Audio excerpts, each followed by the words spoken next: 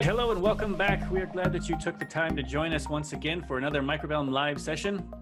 So today we're going to have a look at drawing templates in Toolbox. And if you're like most users, this is one of the first areas of the software that you'll want to customize to match your own company's drawing standards, to give them that professional look that your clients have come to recognize. The setup might be a little easier than you might expect, and here to walk us through some of those settings and configurations of your own customized drawing template is Mitchell, one of our techs from Queensland, Australia. How's it going today, Mitchell? Yeah, good, thanks, Clay. How are you? Doing well. That's good. Thanks for showing up, everyone, today, guys. As Clay said, I'll be showing you a few tips and tricks in setting up and utilizing the drawing templates in Microvellum. I'm going to be using the default template that comes with the AU library, and where possible, I'll use type commands because everyone's shortcut and ribbon bars are going to be different, so it might be a bit easier to just type the commands. So jumping right into it, I've just fired up Toolbox previously. We're going to want to open up our default templates that come with your library. So the easiest way to do that is to click on Help and then browse to Factory Data. Here you can see our library structure, and in there there's a folder called Drawing Templates. So the one I'm going to be using today is this guy here. Another way to get into that is just by clicking Open. I've already got a shortcut to my library, otherwise you can go through your system file structure. Just going to go into Drawing Templates and click on that one there. If it doesn't show up, these drawing templates, you might need to change the file type. Normally it's on DWG, you just want to change that to .dwt. So I'm just going to go ahead and open that up. So here's the default library that comes with Australia. So I thought I'd begin with by showing you a few things that we can, like a few tips and tricks that we can put into our templates so you can have them come through on all your new projects. I see a lot of customers and clients of Microvellum, but they don't fully utilize this space. They're forever sort of drawing in text and blocks and importing stuff, whereas you can just have it on the side here. And the drawings on Microvellum and AutoCAD are sort of infinite, so you can have as much in or as little in as you want. So I thought I'd start off with a common one I see is your dimension styles. So to open these up, we're just going to type in dim style, like so. So on the left-hand side, these are the dimension styles that come with this template. So what I'm going to do is just use the Microvellum annotative. I'm going to click on Modify. So along the top, you can see all our tabs, and then down the bottom, all our different options. So we can do simple things like change the color of our dimension lines. We can change the extension lines, and there's also a good preview window here to see exactly what we're changing. We can also go through and change all the arrowheads to customize them how you want. We can go through and change the text. You can change the text style. You can change the color. So we might change that to sign so it really pops. You can also change where it's actually aligned. So we can go to centered, and you can also change the horizontal alignment. So if we go over to primary units, our friends over in the States will more than likely be on fractional. We're going to leave it on decimal for this test. You can also change the precision, so we can go to a tenth of a fraction like that. There's also alternate units and tolerances. So once we're done with that, we're just going to click on OK, and now we've got a preview here of what our dimension style is going to look like, and we're just going to click on Set Current for that one. The other thing I'll be showing you is the multi-leader styles. So if we just type in MLS for multi-leader style, it's much the same as the dimension style setup. So we're just going to click on Modify, and we've got a few tabs here to change our multi-leader styles. We're going to click on OK and then Set as Current. So another good thing that the Australian template has is this sort of square border here. And this has been set up for the rendering purposes for the lighting. I'll just show you what that is. So if we open up our 3D_light. So you can see here at the moment that layer's turned off. So it is still there, it's just hidden. So I'm just going to turn that on, and I'll go to an isometric view, and you can actually see that those lights are there. So basically, as long as we're drawing inside these this square here, it's pretty safe to say that our rendering is going to be nicely lit.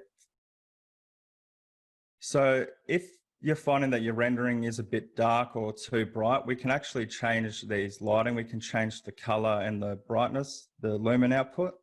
So what we want to do is just type in properties to bring up our properties window. And now I'm just going to click on this center light here, and we can see all the different options there. So probably the one that you want to be changing is the intensity factor. It's a nice simple way to adjust the brightness. So if you're finding it's a bit dull on your renders, you might change that from 0.8 to 1.2. You can also change the lamp intensity and the lamp color. So if you've got a client or an architect that wants specific light color shown, you can adjust that there as well. So I like to have these lighting layers turned off. So they're still there and they still work, but they're just turned off so they don't get in the way and accidentally deleted. So I'll just turn that back off there, just so they don't get in the way. So the next thing I thought I'd show you guys is what I was mentioning earlier about we can bring in different text and blocks and any sort of commonly used items. So there's a lot of drawing space. It's infinite as far as I know. So what I'm going to start with, I'm just going to open up on my desktop. I've just got a template sort of set up. So I'm just going to go into my model space. So I've set these section plane generators up a few years ago and they're pretty handy. So what I want to do is copy them into my template. As you can see, it's blank. And you can basically do this with anything you come across along your travels. So I'm just going to select those sections. I'm going to type in copy base, which will copy it with an anchor point. And then I'm just going to go into my template and then hit Control V on my keyboard for paste. And you can see here that it's anchored to that base point. I'm just going to paste them there on that same point, and now these will be showing up in that template. Another thing I thought I'd show you is to import some blocks. So I'm just going to change the file type to .dwg. You can get a lot of different blocks and that on the forums on the internet and on the Microvellum Help Center. So I'm just going to open up this DWG that has a few sync blocks. I might just bring in a few different examples. So I'm just, again, going to hit Control C on my keyboard, go back to my template and hit Control V. So I'll just quickly drag these over so it looks a bit neater. So you can see that these are actually imported as a block. When we double click on them, it's got the block definition. So we can basically put anything in here that we want. We can also do things like multi-line text. So if it's something you might be using adjustable shelves a lot of the time, it's probably worth sort of having all that information in here. So you can see now we've got a bit of a text item here. So if you're ever doing drawings or anything like that, or you ever want to make any notes on the drawings to check on later, you can just simply copy it over here and then adjust it as you need. So you can change coloring and sizing, text, fonts, all that sort of thing. We can also do the same with the paper space. So at the moment we're in the model space. If we go to the paper space, I'm just going to open up this example that I had before. So these are a few items that I use quite commonly. It's all there's a viewport here. There's a few section indicators. There's a few color tags, things like that. So again, I'm just going to select everything that I want to copy into my template. I'm just going to type in copy base. I'll just select the top right of that template. I'll go back into my drawing template that we're currently editing, and I'm just going to paste them there. So you'll probably notice a lot of the time when you bring stuff in and copy it from another drawing, it won't refresh. So if you just go back to your model space and then paper space, it'll come through nicely. So it's pretty much infinite what you can do. Like again, the paper space, as you can see, you've got a lot of room there. The idea is to streamline what you're doing with your drawings so you can put as little or as much in as you want. But what I find, if I'm constantly copying and bringing in stuff repetitively, I want to try and make that on my template. So if we look at the drawing template now, so this is just a default one, as I explained before. You can sort of see it brings in these attributes from Microvellum. So normally when we open up a job, when we create a new project, it'll come up with the project properties window. We'll go through and fill out all our details, our client, our address, the job number and that sort of thing, and this will auto-populate. I'll go through in a second and show you how we can do that. And as much as I like the Microvellum logo, I'm sure a lot of companies want to put their own one in there. So I'll go through that now and show you how we can do that. Another thing I wanted to cover today is to set an automatic scale attribute and to also set an attribute that's not in Microvellum currently. So to begin this, we're just going to explode this title block. So if we just double click on that, we can see that the block is called TBB. And here's all our attributes currently in that block that we can edit. So to explode it, I'm just going to type in X on my keyboard and then click explode. Just going to click on that title block and then hit enter. So now we can see that this title block is just made up of individual line work. We've got attributes and we've just got text here like that. So with the logo, I'm sorry to see it go. So when we import a logo, we're going to use a command called paste special. So the reason we do this is if we were just to go up to our toolbar, our ribbon toolbar and click insert attach and insert an image like that, it'll look fine on your computer. But if you ever export the DWG or the project to a client or an architect, it's going to have a file reference error.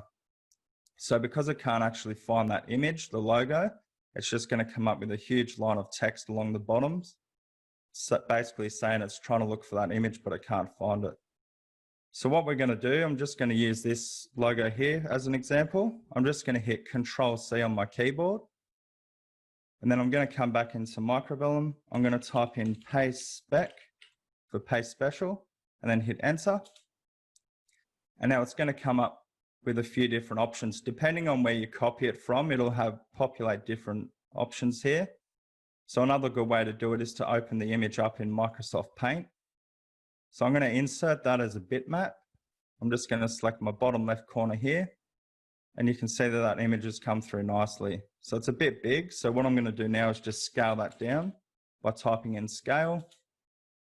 Just click on that image and then hit enter. It's asking us for the base point. So I'm going to click that bottom left. And now we can see down the bottom in my command bar, we've got a few different options. So I'm going to click on reference. And now it's asking us for the reference length. So I'm going to choose the overall length of the logo. And now it's asking us for a new length. So you can see that that logo is shrinking down. I'm just going to click the top there. So now we can see that that logo is nicely sized. So I'm just going to type in move again. I'm going to move it over to the right, out of the way. And now to fill in this gap, I'm just going to do some moving of these lines. And then I might extend these two lines over like that. I won't go too much into that because they're sort of basic AutoCAD commands. So now that we've got our logo nicely positioned and all this cleaned up, I'm going to go through how we can put in the automatic scaling depending on what the viewport's showing. And I'm also going to put in another attribute here. So to start with, I'm just going to extend that line up so it's nice and neat.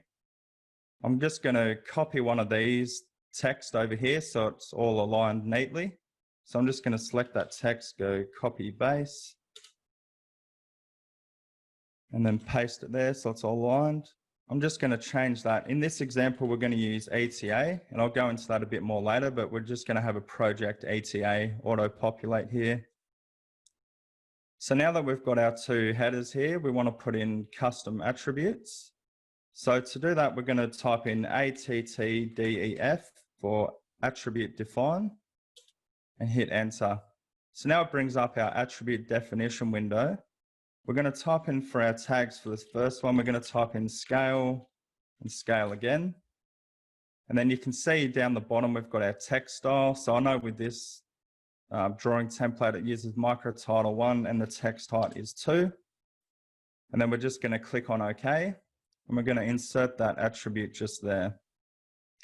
We'll do the same for the ETA. So I'm just going to type in @def again. For this one, I'm going to call it proj_ETA. And I'll show you why I'm doing that in a second. So I'm just going to put that there. The reason I've done proj_ETA is because you can see the naming scheme of the other ones is very similar. So now that we've got our two attributes in here, we can customize any of the rest of the title block. So you can see here we've got an acceptance of drawings for the customer to sign. If we might want to just move that up a little bit more, just to get it away from that title block. We can also go through and we can change any of this however we want. So if you're finding that it's a bit cramped over to the right, we can move all this over to the left. You can go through and change all the coloring, the text, the font format, the height. And if you really wanted to, you could change it so it's not going horizontally on the bottom. You can change it so it's vertically on the right-hand side. I see it's quite common as well. We can also go through and enter in things like benchtop colors, carcass colors, door colors, and that sort of thing that auto-populate. So once we've got our drawing, our title block set up how we want, so I'm pretty happy with that. So I'm going to make this back into a block. So I don't know if you remember, but the block was called TBB. Another way we can do that and to see that is if we type in B edit, it's going to bring up our block selection. We can actually go through and it's got a nice preview of what the blocks are. So if we go down to TBB, we can see that that's what that title block was before. So now to make that back into a block, I'm just going to type in B for block. It's going to ask us for the name. So I'm going to choose TBB. And it's also going to ask us to specify what objects we want it. So I'm just going to hit that. I'm going to go from right to left. So it'll hit anything in those windows. I'm going to hit enter and you can see it's selected 55 objects. From there, I'm just going to hit on OK. And now it's going to ask if we want to redefine it. So obviously we want to click on yes. And now it brings up our edit attributes page. So I'm just going to leave all that default because I want it to be blank by default. So now if we double click on that, we can see that we can just edit the attributes like we normally would because it's all set up as a block. So the next thing I'm going to be doing is putting in a viewport. So at the moment, I'm double clicking in the middle and it's not going in because there's no viewport. So basically what we want to do is open up the blue cube in Toolbox. And I'm going to go to one viewport here. So I'm just going to pick my corners there to bring in that viewport. And you can see now that I've got a viewport that I can play with and draw in. So to do the scale, basically what we're going to do is tell the attribute to look at this viewport and see what the scaling is.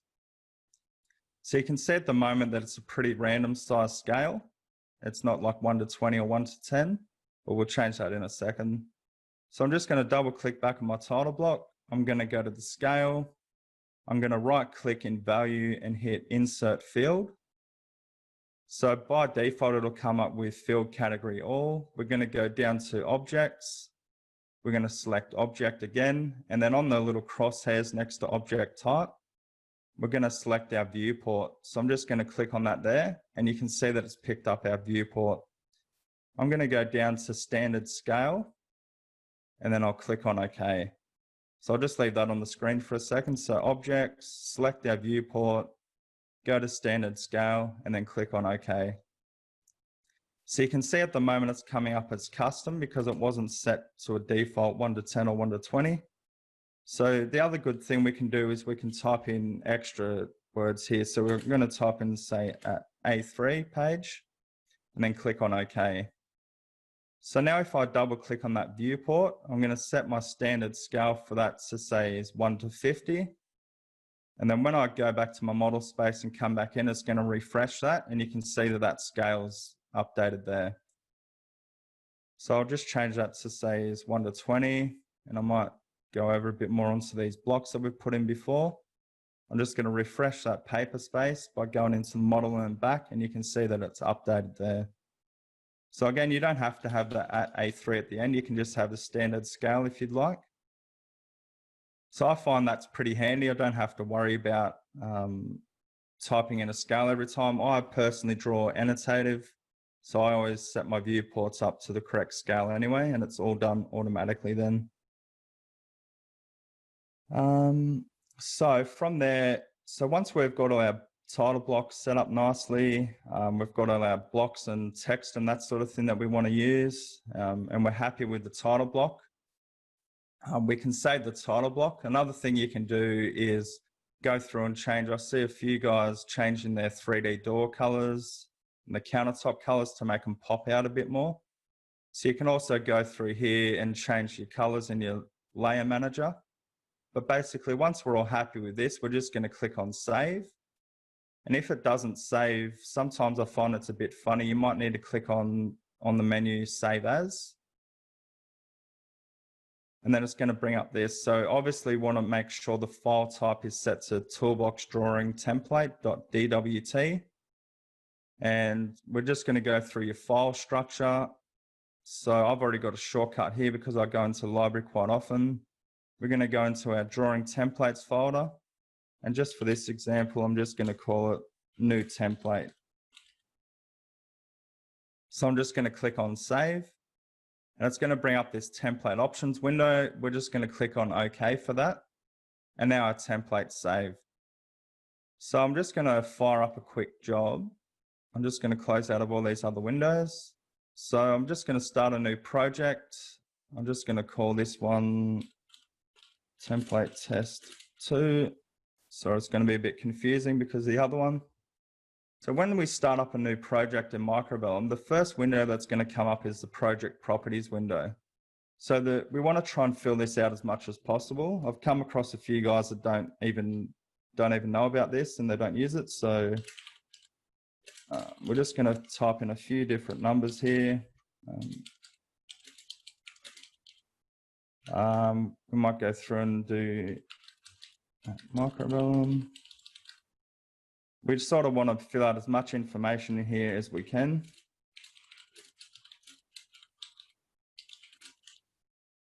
The contact, we'll just use Ace Construction. The draftsman, we'll use Tom Sales Guy today.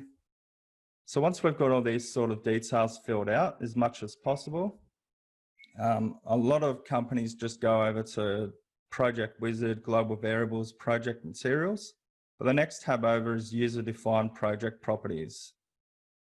So these are the default ones that come up from this template. So we've got our revision dates and notes.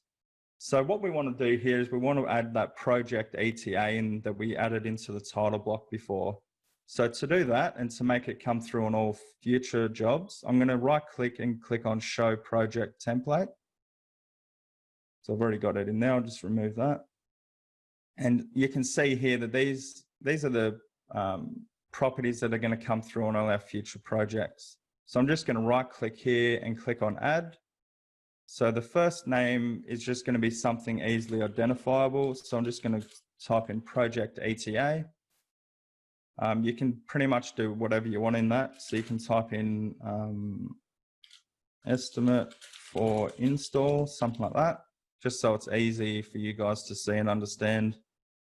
So we're not going to use any of these ones here. So property value, I'd normally leave blank. You've got global variable names, so you can go through all our globals and pick. You can basically use it the same as a formula. So I'm going to go down to project variable name. And what I'm going to select here is schedule completion date. And I'll show you why I've chosen that in a second. So the title block name is going to be TBB because that's what we called our block earlier.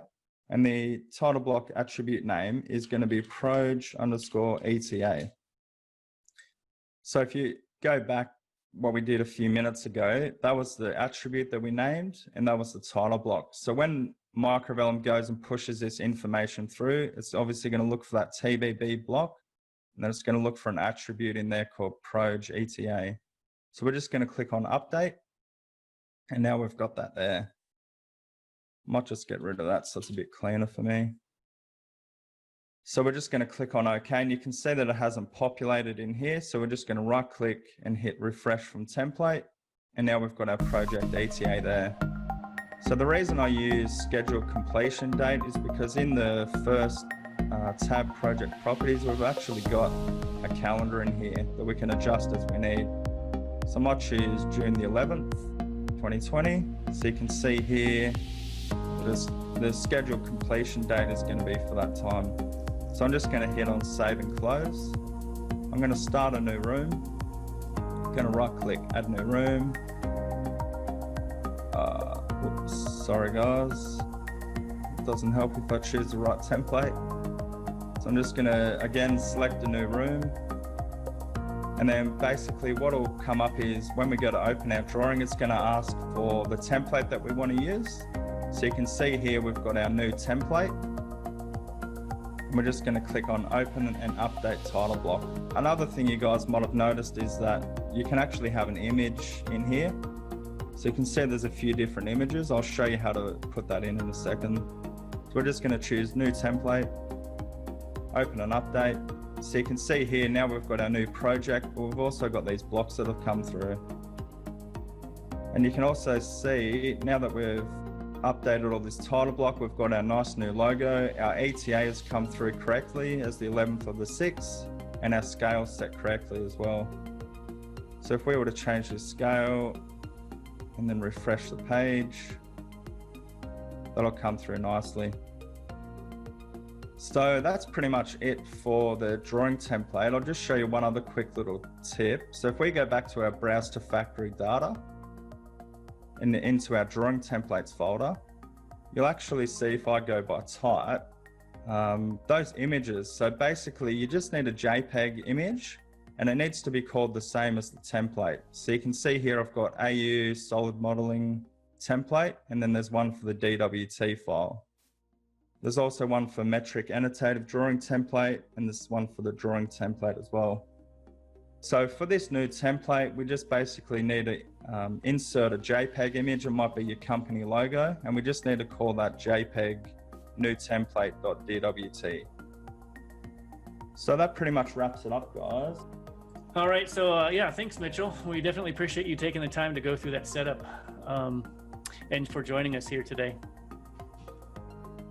Yeah, no worries at all, Clay. Thanks for having me. I hope everyone learnt some stuff. And yeah, like Clay was saying, if you have any further questions, just hit them into that poll and I'll try and get back to you with them. Yep, that would be great. So as you can see, the setup of the drawing template is fairly straightforward. There are a few steps involved that you might want to watch the recording of today's session, kind of watch that again to go through that, what Mitchell went through. But if you need additional help making customizations on your own, just let us know in the exit poll and we will definitely follow up with you. We are working on our schedule for our upcoming live sessions. And that schedule should be posted soon, but if you have an idea, something that you'd like to see us demonstrate or dive into a little deeper for you, let us know by emailing us at live@microvellum.com and we'll see about getting that presented for you. So that will do it for today. Thanks for joining us. Hopefully you've learned something new, something to help you to continue to streamline the way you work.